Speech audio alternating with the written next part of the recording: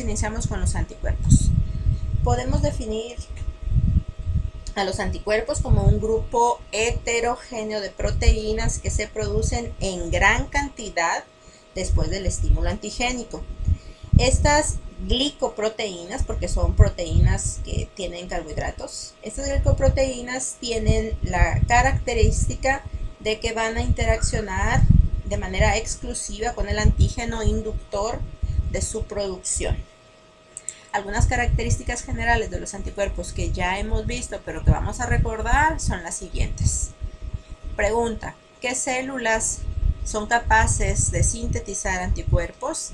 Existen dos células en el sistema inmunológico que son capaces de producir anticuerpos. Tenemos a los linfocitos B y a las células plasmáticas.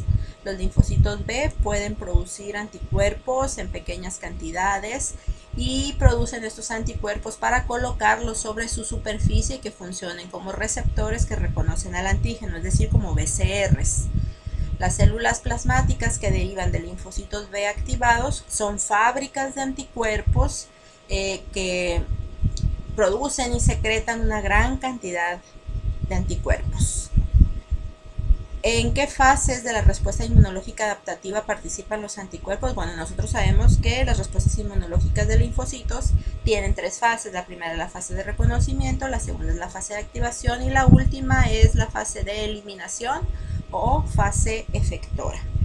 Entonces, podemos concluir que los BCRs, que son anticuerpos, participan en la primera etapa de la respuesta inmunológica adaptativa, que es la fase de reconocimiento, mientras que los anticuerpos solubles secretados por las células plasmáticas participan en la fase de eliminación, es decir, en la fase efectora. Y ya dijimos que la función de los anticuerpos es eliminar al antígeno mediante opsonización, neutralización, promoción de la citotoxicidad celular dependiente de anticuerpo o ADCC, y activación del complemento por la vía clásica.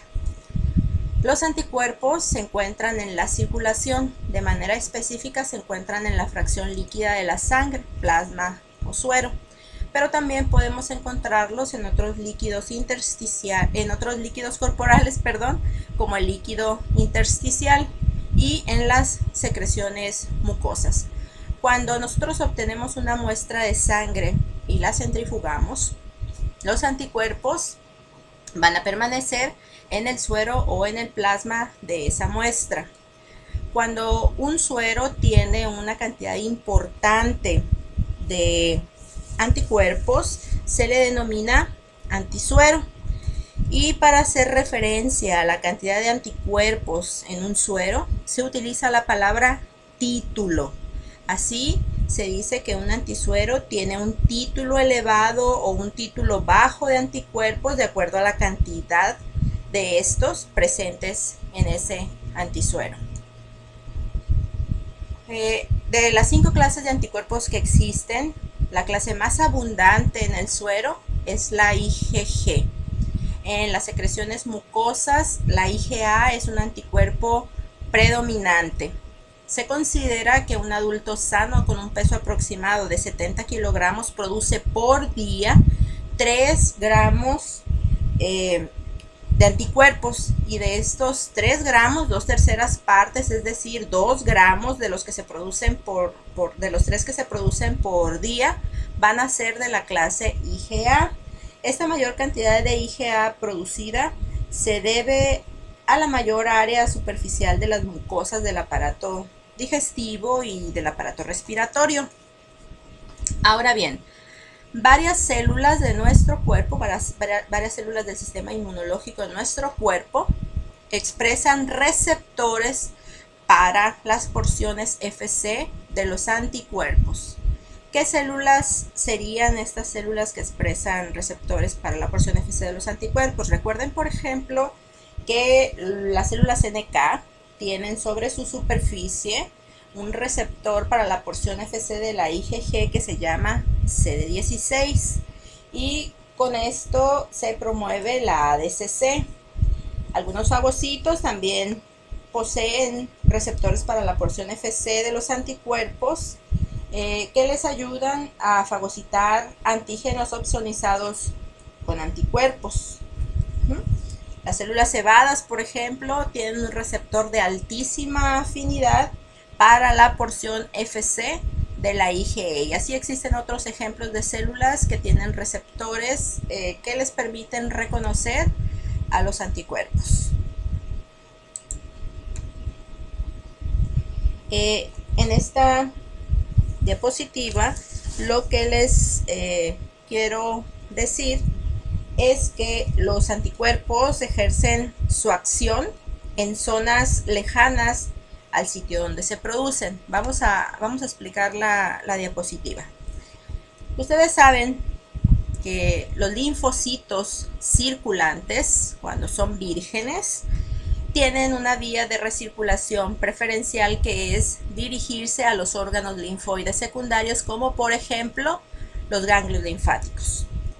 Estos linfocitos circulantes van a entrar o van a acceder al ganglio linfático a través de las vénulas de endotelio alto, tanto linfocitos T vírgenes como linfocitos B vírgenes. Y cuando penetran al ganglio linfático, pues cada uno se va a ir a la zona que les corresponde. Aquí en la zona externa del ganglio, que se llama corteza, y que es donde se encuentran los folículos, esas son las zonas de los linfocitos B. Ahí se van a dirigir los linfocitos B. Mientras que por debajo y entre los folículos se encuentra una zona que se llama paracorteza, que es la zona de los linfocitos T. Al ganglio también entran o acceden células dendríticas que se han desprendido de los tejidos porque capturaron antígeno y se introducen a los vasos linfáticos. De esta manera van a entrar a los ganglios células dendríticas que traen antígeno, y también va a entrar al ganglio antígeno en forma soluble. Este antígeno soluble se va a distribuir a través de la zona subcápsula, es decir, por debajo de la cápsula, que es donde están los folículos que contienen linfocitos B. Ustedes ya saben que los linfocitos B con su BCR son capaces de reconocer a estos antígenos solubles, a estos antígenos intactos, e inician después del reconocimiento del antígeno con su proceso de activación. Para que los linfocitos T vírgenes se activen, van a reconocer el antígeno que está unido a las moléculas del MHC sobre la superficie de la célula dendrítica, que ya sabemos que es la única célula capaz de proporcionarle las señales al linfocito T virgen necesarias para su activación. Después de la interacción entre la célula dendrítica y el linfocito T virgen, pues este deja de ser virgen y se transforma en un linfocito T efector. Cuando el linfocito T es efector, ya no desea estar en los ganglios linfáticos. Su vía de recirculación va a variar.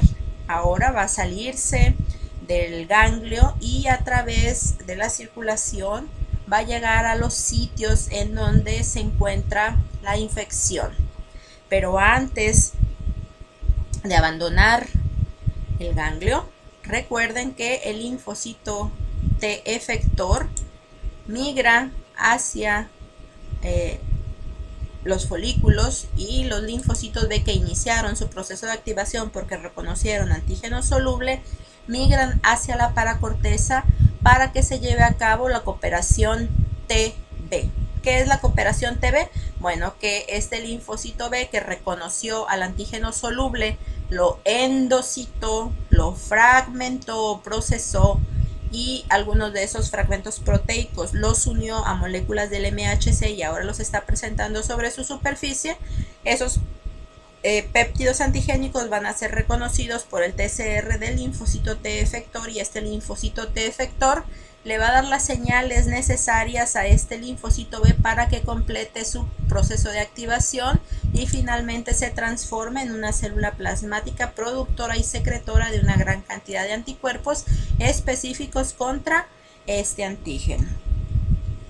Bueno, esos anticuerpos van a salir del ganglio linfático, se van a incorporar a la circulación sanguínea y a través de la sangre van a llegar a los sitios de infección. Recuerden que los vasos sanguíneos regionales o cercanos a esta zona de infección aumentan su permeabilidad vascular y hay salida de líquido donde van los anticuerpos y hay salida de células hacia el sitio de la infección, y ya cuando los anticuerpos lleguen al sitio de infección pues van a opsonizar, van a neutralizar, etcétera, lo que ustedes ya saben que hacen los anticuerpos para eliminar al antígeno.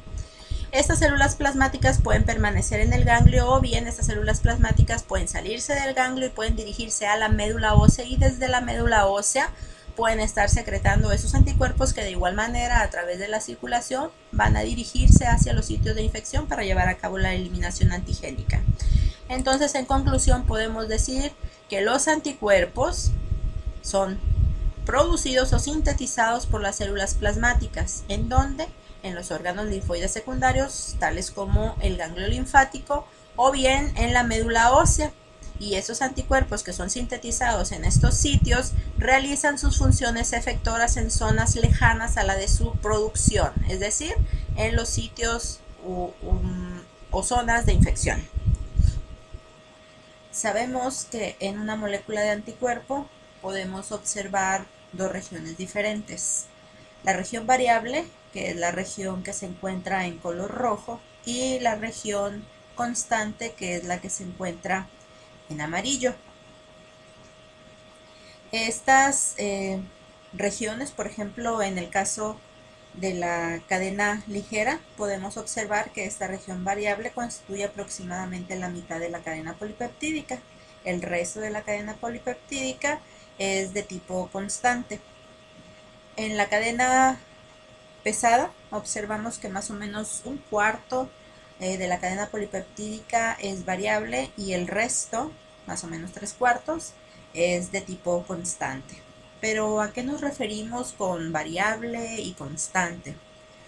Cuando se analizó la secuencia de aminoácidos de cadenas pesadas y de cadenas ligeras de anticuerpos diferentes, es decir, cuando se determinó exactamente qué aminoácido había en cada una de las 450 posiciones de la cadena pesada o en las 230 posiciones de la cadena ligera, se observó que los primeros 100 aminoácidos, tanto de la cadena pesada como de la cadena ligera, diferían o variaban entre anticuerpos de diferentes especificidades que reconocen antígenos diferentes. Por eso, a esta región se le denominó región variable. El resto de las cadenas pesadas y de las cadenas ligeras permanecían en cuanto a la secuencia de aminoácidos relativamente constantes. ¿Por qué digo relativamente constantes? Bueno, porque se encontró que en el caso de la cadena pesada había 5 posibles secuencias en esta región constante. Es decir, la secuencia de aminoácidos en la región variable de la cadena pesada siempre era diferente en anticuerpos que reconocían antígenos diferentes. Y en lo que respecta a la región constante, la secuencia de aminoácidos podía ser una de 5 posibles. Entonces, con base en la secuencia de aminoácidos de la región constante de las cadenas pesadas, estas cadenas pesadas se clasificaron en 5 tipos, que son las cadenas pesadas gamma, mu, delta, alfa y epsilon. Y el tipo de cadena pesada que se encuentra en el anticuerpo va a definir la clase de anticuerpo o de inmunoglobulina de la que estemos hablando. De tal manera que, por ejemplo, la inmunoglobulina G es un anticuerpo que en su estructura posee una cadena pesada de tipo gamma, de ahí la G. Y G significa inmunoglobulina, así se abrevia inmunoglobulina. En el caso, por ejemplo, de la inmunoglobulina A, bueno, pues esta clase de anticuerpo tiene a la cadena pesada alfa. La IgE tiene a la cadena pesada de tipo epsilon la IgD a la cadena pesada delta y así sucesivamente. En el caso de las cadenas ligeras, el análisis de la secuenciación reveló una menor heterogeneidad estructural que la observada en las cadenas pesadas. En este caso, solamente hay dos tipos de cadenas ligeras basados en la secuencia de aminoácidos de la región constante de esta cadena. A estos dos tipos de cadenas ligeras se les conoce como kappa y lambda. En el humano, el 60% de las cadenas ligeras son de tipo kappa y el 40% restante son cadenas ligeras de tipo lambda.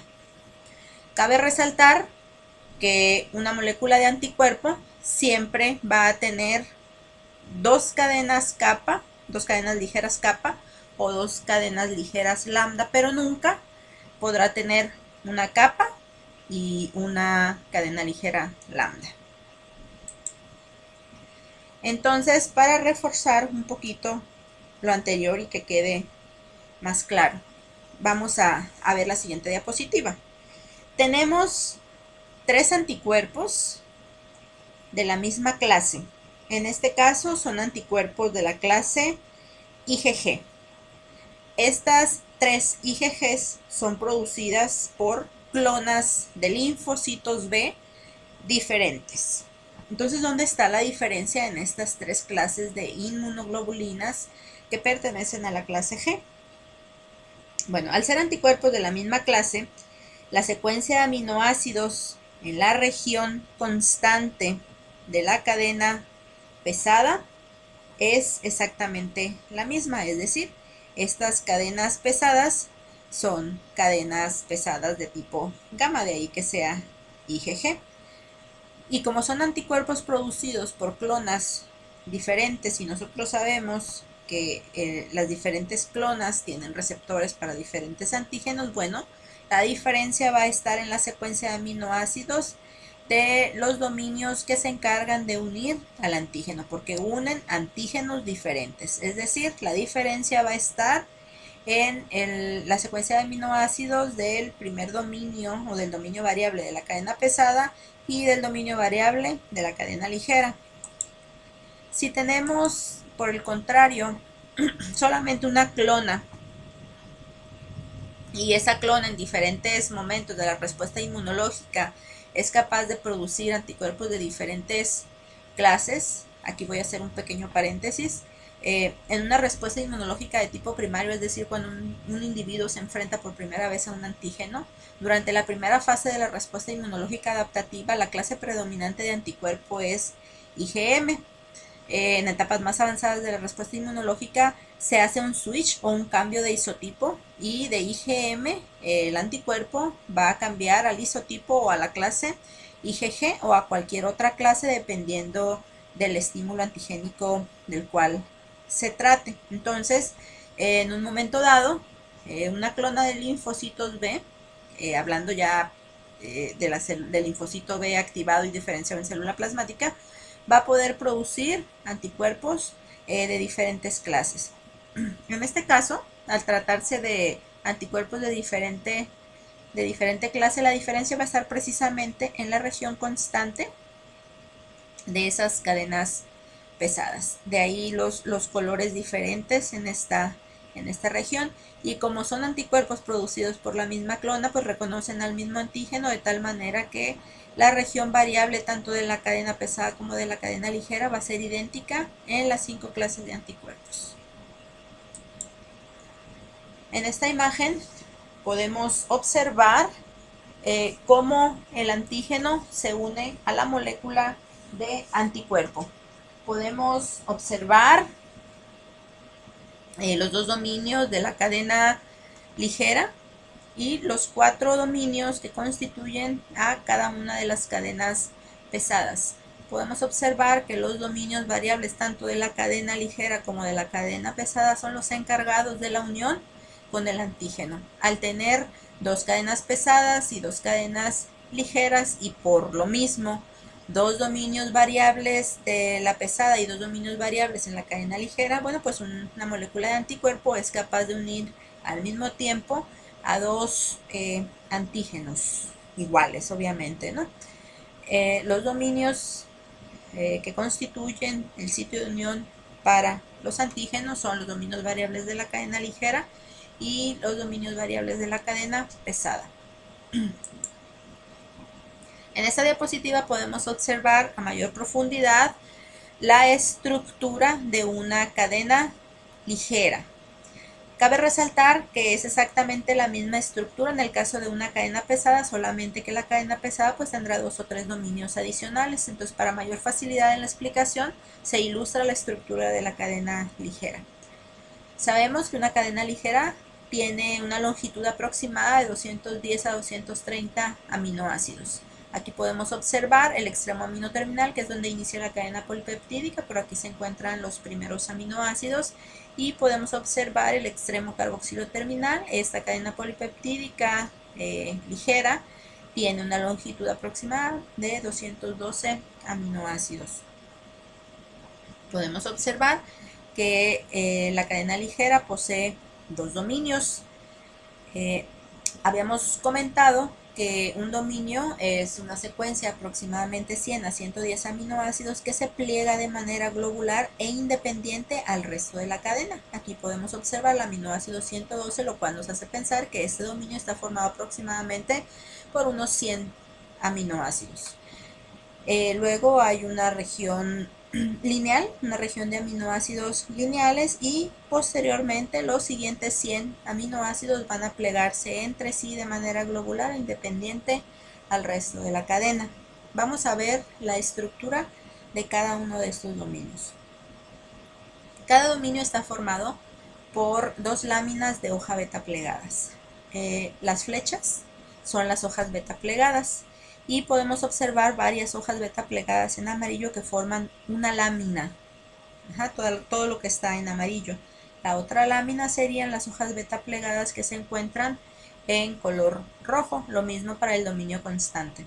Podemos observar que las dos láminas de hojas beta plegadas se unen entre sí a través de puentes disulfuro. En la imagen también podemos observar que una hoja beta plegada, que representada por esta flecha, se une con la hoja beta plegada siguiente a través de estos bucles cortos que están constituidos por aproximadamente 10 aminoácidos. Aquí vemos un bucle, aquí podemos observar una hoja beta plegada que se va a unir mediante estos bucles cortos a la hoja beta plegada siguiente. Esta a su vez se va a unir con la hoja beta plegada siguiente a través de otro bucle. Algunos de esos bucles o asas o loops, como ustedes quieran llamarlos, son muy importantes para el reconocimiento antigénico. Los bucles constituidos por 10 aminoácidos que se encuentran alrededor de las posiciones 30, 60 y 100 son los más importantes para la unión del antígeno. Cuando se hicieron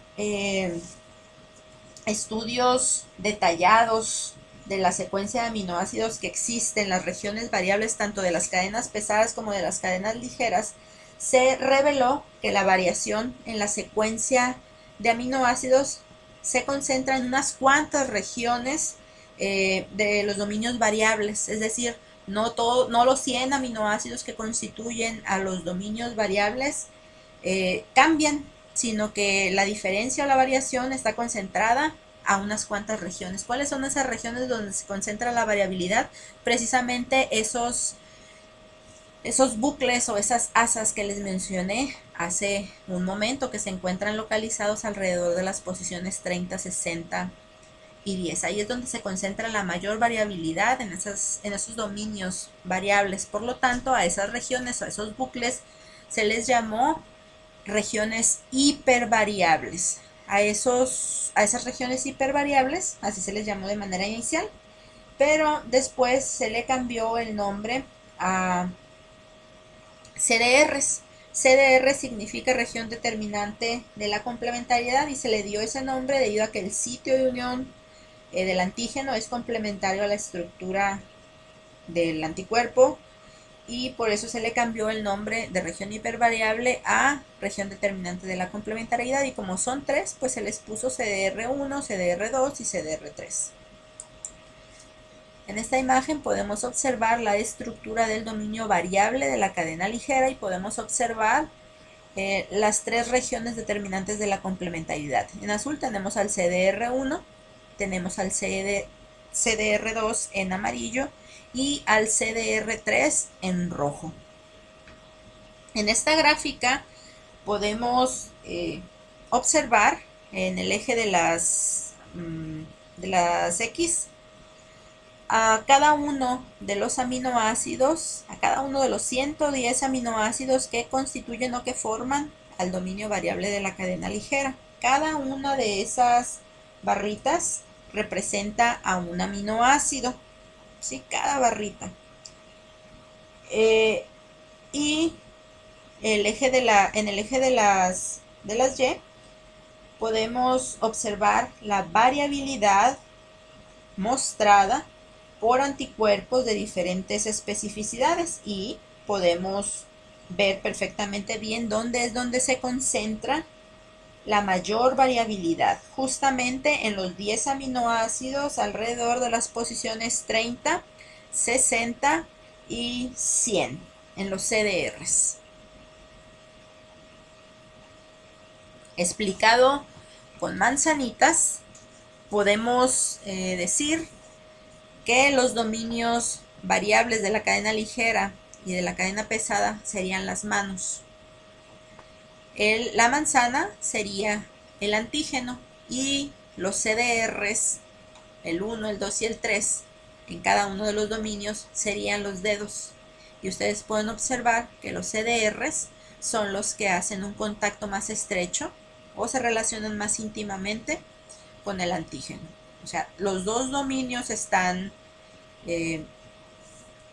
agarrando al antígeno, pero quienes entran en mayor contacto con el antígeno son los CDRs y por eso entre anticuerpos de diferentes especificidades la variación en secuencia de aminoácidos está más incrementada justamente en estos sitios, en estos CDRs. Además de la diferencia en la secuencia de aminoácidos en la región constante de la cadena pesada, las 5 clases de anticuerpos van a diferir en algunas otras características físico-químicas, como por ejemplo la carga, la solubilidad, el tamaño. Van a variar también en el número y localización de los puentes disulfuro, van a variar en el número y la distribución, por ejemplo, de los carbohidratos, y también hay una diferencia en lo que se relaciona con la bisagra. Si ustedes observan, la IgM y la IgE carecen de bisagra y en su lugar tienen un dominio en la cadena pesada adicional. Tienen un dominio variable y 4 dominios constantes. Los anticuerpos o inmunoglobulinas pueden ser monoméricos o pueden ser poliméricos. Son monoméricos cuando es una sola molécula de anticuerpo y son poliméricos cuando se unen 2 o más moléculas de anticuerpo mediante una cadena polipeptídica que se denomina cadena J. Todas las clases de inmunoglobulinas existen como monómeros, mientras que la IgM y la IgA existen además de monómeros como polímeros. La IgM, por ejemplo, es un pentámero. Eso quiere decir que hay 5 moléculas de IgM que se encuentran unidas por esta cadena polipeptídica que se conoce como cadena J, y esa unión se lleva a cabo a través de las porciones o regiones Fc de las moléculas de IgM. En el caso de la IgA, esta es un dímero. Son 2 moléculas de IgA unidas a través de sus porciones Fc por la cadena J. Dependiendo si es un monómero o es un dímero, La IgA se subclasifica en IgA1 cuando es monomérica y en IgA2 cuando es un dímero. Otra inmunoglobulina que puede subclasificarse es la IgG. Aquí la subclasificación se hace con base en dos aspectos. El primero es la longitud de la región de la bisagra y esta longitud puede ir desde 10 hasta 60 aminoácidos. Y el segundo punto con el que se hace esta subclasificación es el número y el ordenamiento de los puentes disulfuro que unen a las cadenas pesadas. Como podemos observar en la imagen, la IgG3 es la que tiene la región de la bisagra de mayor longitud y es por lo tanto la que tiene el mayor número de puentes disulfuro. Puede llegar a tener hasta 11 enlaces disulfuro en su región de la bisagra para unir a las dos cadenas pesadas. Valencia de los anticuerpos. La valencia se refiere al número de sitios de combinación que tiene una molécula de anticuerpo para unir al antígeno. Ya sabemos que una molécula de anticuerpo tiene dos sitios para unir antígeno, de tal manera que todos los anticuerpos que existan como monómeros tendrán una valencia de 2. En el caso de la IgA2, que es un dímero, su valencia será de 4. Y en el caso de la IgM, que es un pentámero, su valencia teórica es de 10. Ya habíamos mencionado que la región de la bisagra se encuentra localizada entre los dominios constantes 1 y 2 de la cadena pesada y que la función de esta zona o de esta región era proporcionarle flexibilidad a la molécula de anticuerpo. Vamos a suponer que tenemos una superficie microbiana que posee dos o más determinantes antigénicos idénticos entre sí.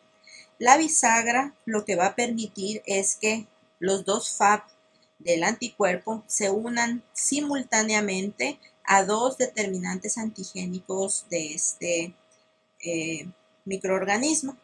Esa unión va a ser independiente de si estos dos epítopes o determinantes antigénicos se encuentran separados o se encuentran juntos. Entonces, si los determinantes antigénicos se encuentran muy alejados, la región de la bisagra le permite a los Fab abrirse para que puedan unirse al mismo tiempo a los dos determinantes antigénicos. Si por el contrario los determinantes antigénicos se encuentran muy juntos, la bisagra le permite a los Fab acercarse o cerrarse para unirse al mismo tiempo a estos dos determinantes antigénicos. Es mejor que los dos Fab se unan a los dos determinantes antigénicos porque esa unión es mucho más estable que si un solo Fab se uniera a un determinante antigénico solamente.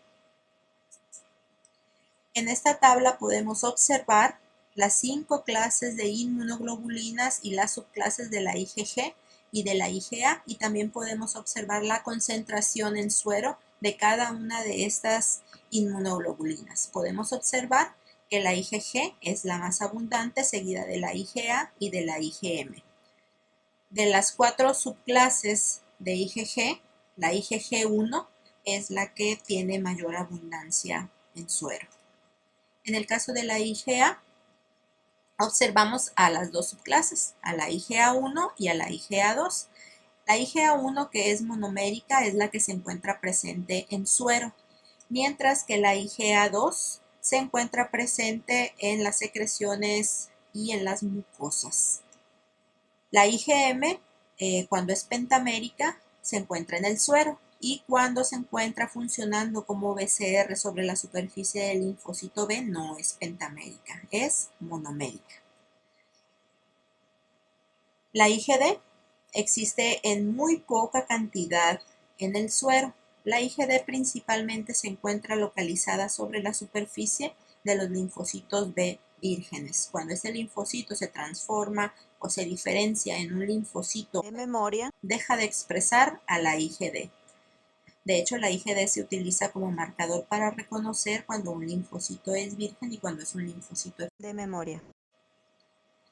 La IgE es una inmunoglobulina que vamos a encontrar solamente pequeñas trazas de ella en el suero, porque si ustedes recuerdan, las células cebadas o mastocitos tienen un receptor de muy alta afinidad para la porción Fc de la IgE, de tal manera que en cuanto esta clase de anticuerpos se produce, va a ir y se va a depositar sobre la superficie de la célula cebada, sensibilizándola. En esta diapositiva podemos observar la distribución de cada clase de anticuerpo. Ya dijimos, por ejemplo, que la IgG, la IgA1 o la IgA monomérica y la IgM son las principales clases de anticuerpos que predominan en la circulación sanguínea. Chequen los colores. También dijimos que la IgA2, que es la que está en amarillo, predomina en las secreciones y en las mucosas. Aquí podemos observar en amarillo pues las mucosas que revisten el aparato digestivo y el aparato respiratorio. La IgA2,